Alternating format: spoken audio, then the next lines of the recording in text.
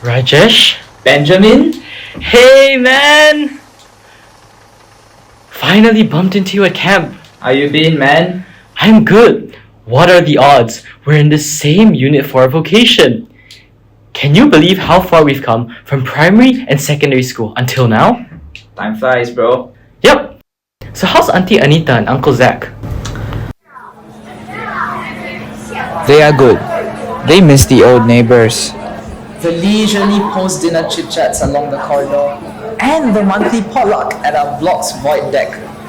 They particularly miss the warm, cozy, laid-back atmosphere of our old estate community, something we don't have in our rented condo unit.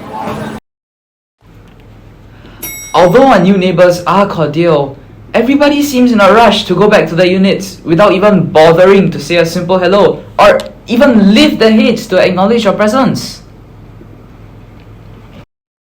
Our block's social cohesion is a rarity. We are still able to keep our block community close-knit because everyone helps and supports each other readily, like yours truly here. But I can understand how your condo neighbors feel. After a long day of being shackled by the demands of work and harassed by the hustle and bustle of daily life, most people just want to be left alone and do their own things.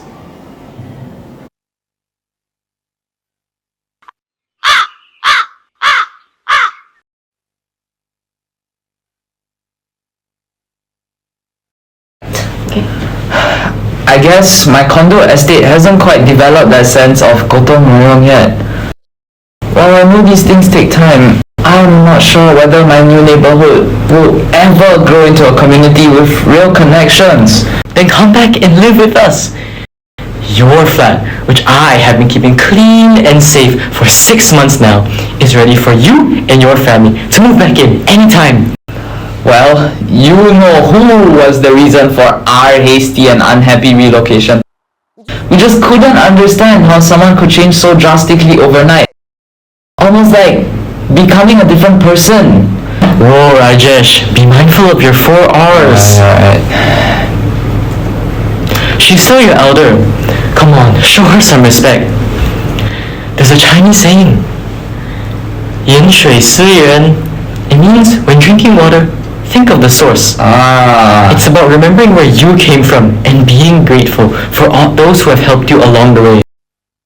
Rajesh, come, makan time.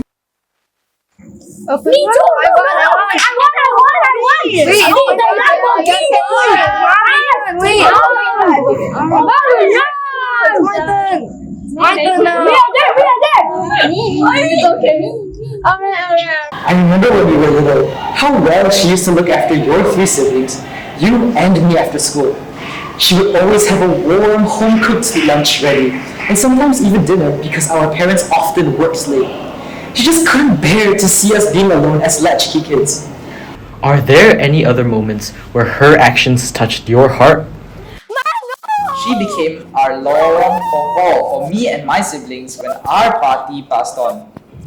I remember how she would plead for leniency while Amma dogmatically chased after us with her wagging cane. Whoosh, whoosh. She saved us from the punishments we deserved for all the nonsense we did when we were younger. Like that time when you and your siblings poured a can of Coke on her poor terrier dog, Mian Mian. No excuse for it, just kids being kids.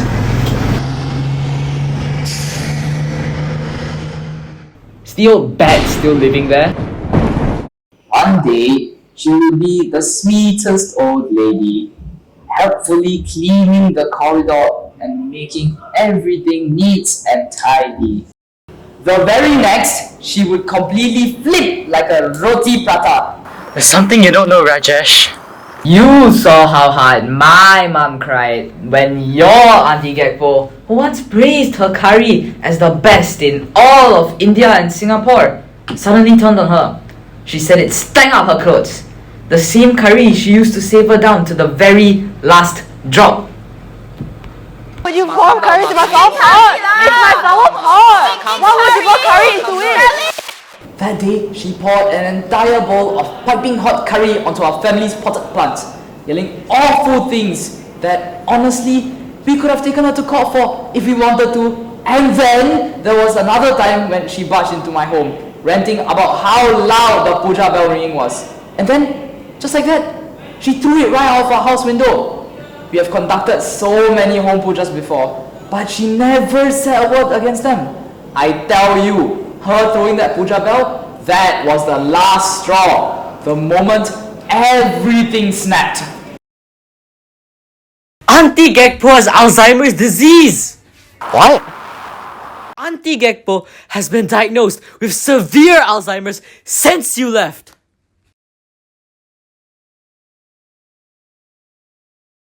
So, all that time before we shifted, she acted strangely. Was because of her condition? He didn't know why she acted the way she did at times, and how she hated herself for becoming so detestable during her diminishing moments of mental clarity. She blamed herself for driving you and your family away from our kampong, Rajesh. I don't know what's been going on with me these few days. I didn't mean to throw that puja bell out of the window.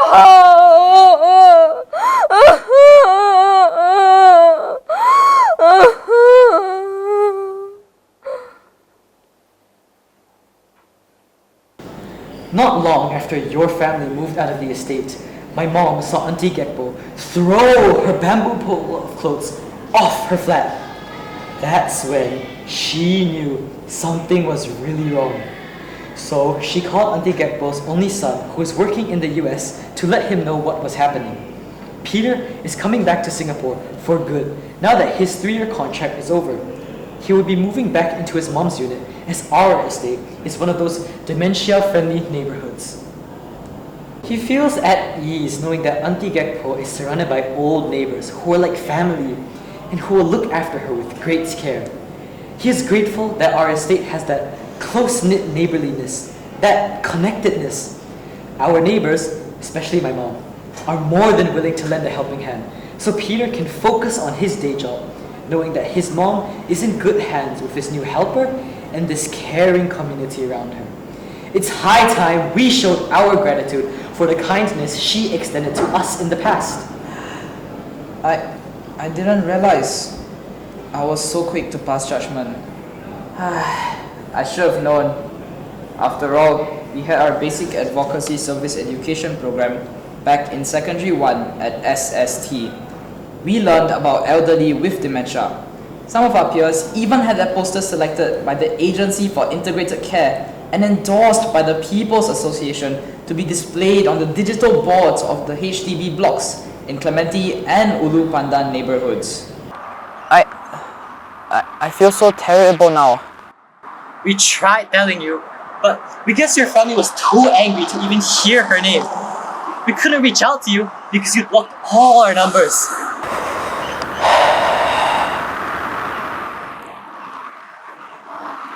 Bro, you okay? I wonder how my family and I can help. Nothing we cannot discuss over some makan. First, move back in with us. We need all hands on deck. Second, we can regale Auntie Gekpo with her own stories from when she was a kid. How all the families in the block would leave their doors wide open with no fear of burglars stealing from them. No fair. Just like when we were kids. Oh, I also remember her quipping that there wasn't much worth stealing anyway. Back then, we were poorer than a church mouse. You remember how Auntie Gekpo used to say that her generation and those before her were made of steel? They were resilient with that never-say-die attitude, even when times were tough. She always said people were kinder, that everyone would look out for each other's children and would always return the favor. Auntie Gekpo's childhood stories are an evocative reminder of those simpler, kinder times, which our estate community should strive to emulate. One of my favorite stories that Lorong Popo told us is how, when she was little, she and the neighbor kids would weave in and out of their own homes, playing all day and night. The open door concept along the corridor was like one giant playground of playhouses, perfect for block catching. Remember how she used to say that the neighbors would even look after each other's kids if they happened to doze off after a long day of playing? Good times. Calling the police to report a missing child would never have crossed their parents' minds. That's because that child would be given some dinner first by the neighbors. Neighbors who also struggled to make ends meet. They would then send the child back to his or her home to sleep for the night.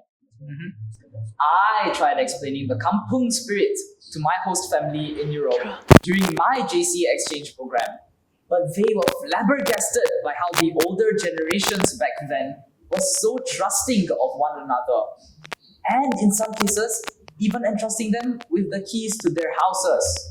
It's just a kampong thing.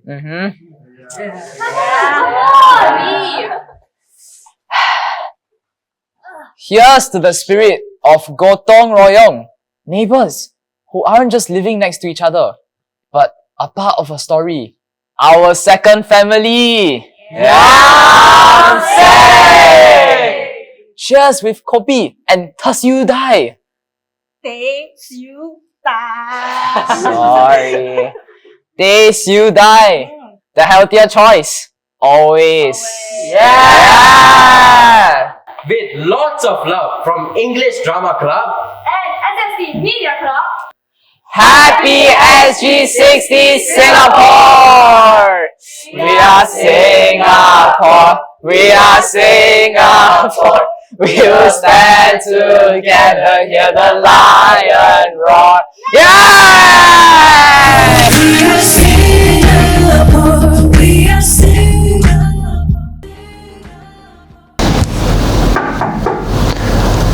Here you are. Come in. Oh, my wish for Singapore at SG60 is for us to remain bold in our vision, kind in our words and deeds, and united in our shared purpose as one nation.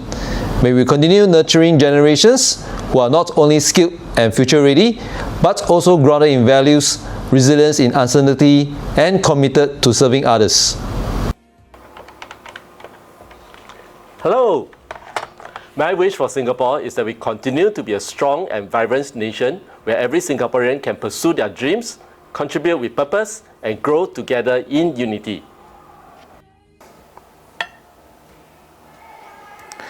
My wish is that everyone is healthy and happy. Cheers! Happy SG60 Singapore! We are Singapore, we are Singapore. We will stand together in the lion roar. We are Singapore, we are Singapore. We're a nation strong and free forever. This is my Singapore, this is my Singapore. This is my future, this is my life. This is my Singapore, these are my Singaporeans. We are Singapore, Singaporeans. We are Singapore, Singaporeans. Let's welcome best. It's our Singapore real life. Everyone is family, friend and neighbor, living in harmony. Nothing in this world compares to this island where it's home, where we love and know we'll never be alone.